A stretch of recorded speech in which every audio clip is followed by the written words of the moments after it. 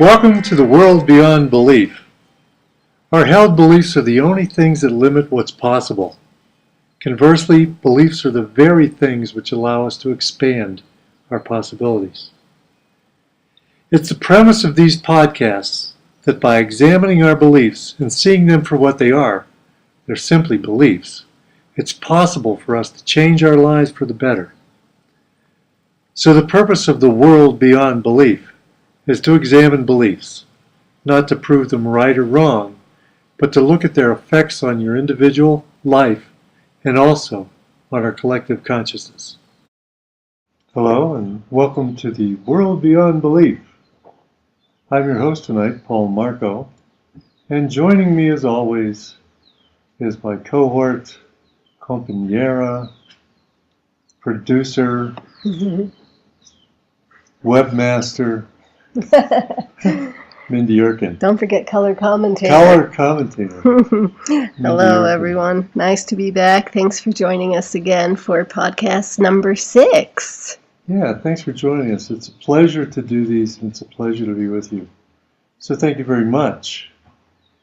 Now, for all the niceties are over, let me jump in with 2 feet into tonight's topic. It's about the media. And I think that if I were going to start from scratch examining my beliefs, the beliefs that might be holding me back, the beliefs that I want to find out more about, the first place I'd go, I'd start with beliefs that I got that were externally given.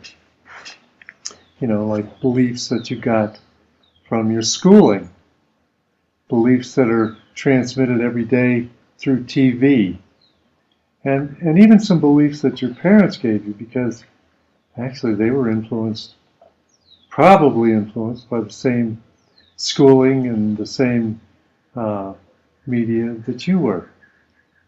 Definitely by the same process. Right.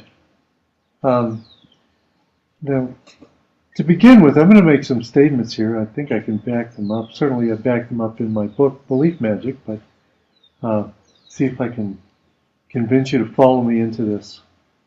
The public school system in the United States was really never set up to educate the populace, educate the masses.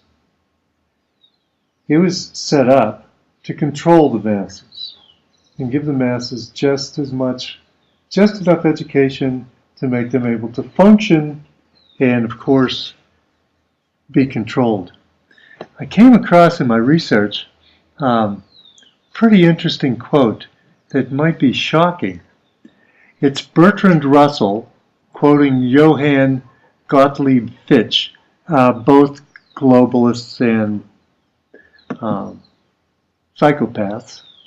They talked about schooling in the future and the involvement of behavioral science in education. And this came out in Fichte's 1952 book entitled The Impact of Science on Society. Listen to what this beauty has to say. Education should aim at destroying free will, so that pupils thus schooled will be incapable throughout the rest of their lives of thinking or acting otherwise than as their schoolmasters would have wished. Influence of the home are obstructive, and in order to condition students, verses set to music repeatedly intoned are very effective. It's for a future scientist to make these maxims precise and discover exactly how much it costs per head to make children believe that snow is black. When the technique is perfected, every government that's been in charge of education for more than one generation will be able to control its subjects securely without the need of armies or policemen. Those are people who had major control over what was taught in the public schools. Another quote before I move on, I want to draw your attention to, and I've talked about this quote before. It's a William Casey quote. He was a CIA director, and from his first staff meeting in 1981, he said, quote, "We'll know our disinformation program is complete when everything the American public believes is false." William Colby, a later CIA director, said the CIA owns every one of significance in the major media. And I'd actually personally add probably in the alternative media, a lot of people in the alternative media also. So what's going into your head is being put into your head by the psychopaths for a certain reason. This isn't information hidden.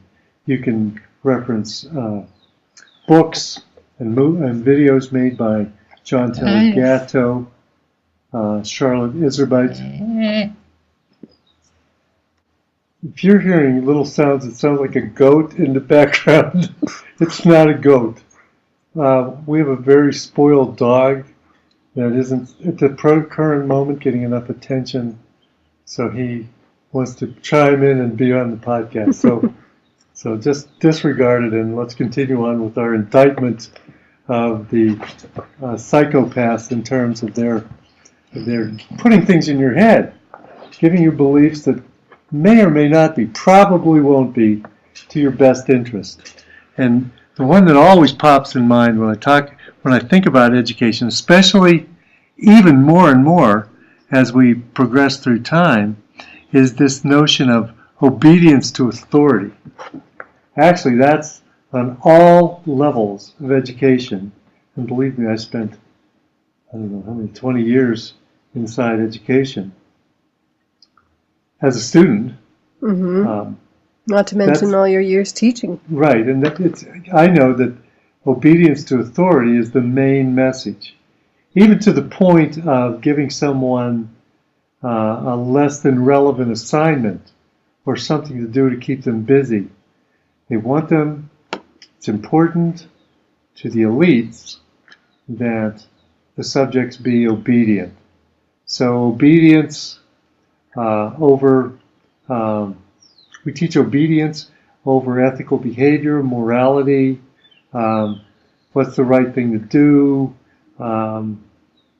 do unto others as you would have them do unto you. Obedience is the major thing taught.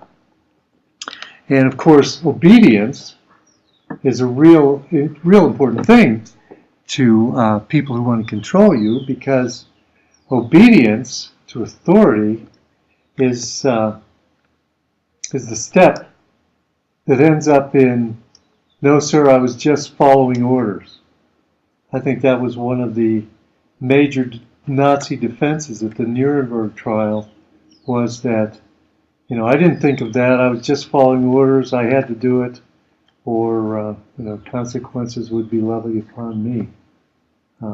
That's not an excuse.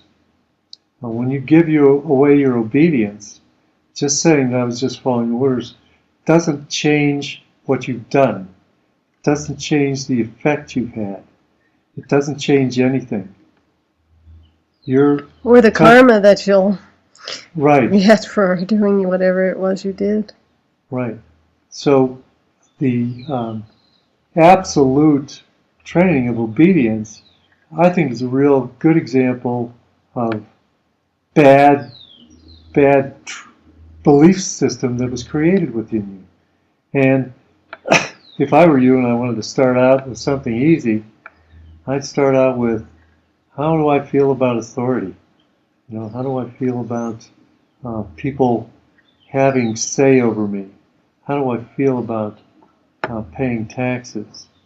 And what percentage of your income taxed becomes outright slavery? I think there's a lot to start. And actually, speaking of authority, I want to shock you with a couple statistics. And this regards authority, obedience to authority. There's a new word that's in the lexicon now of English. It's called democide. And democide is the murder of any person or people by government. And this includes genocide, politicide, you can imagine what that is, and mass murder of any type. And here comes the shocking part. In the years from 1900 to 1987, that's 87 years, the estimated democide throughout the world is 169,202,000. 169,202,000 people were killed by governments. And that doesn't include wars. It doesn't include wars? No, that includes executions, political persecution. Look at people like Pol Pot, Hitler, massive culling of the population. I'm sure you can find and evidence. Probably the quieting of anyone who had any influence for good. Absolutely. Through murder or staged suicide or whatever. Right. Also, you have to keep in mind that the ruling elite, the psychopaths, are eugenicists. So they're constantly working at culling the population to those few prime, pristine people like, say, Henry Kissinger or some other lovely globalist, and eliminating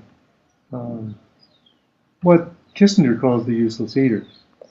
Right, but they have to keep some of them there so that they can be, slaves to serve them. Yeah, okay, we're getting pretty deep. The easily controllable ones, Yeah, we're getting pretty deep. Okay. But it's enough to say that they have a lot of influence over the public school system, and the public school system wants you to be an obedient citizen rather than a self-actualizing, growing, consciousness-expanding child of nature.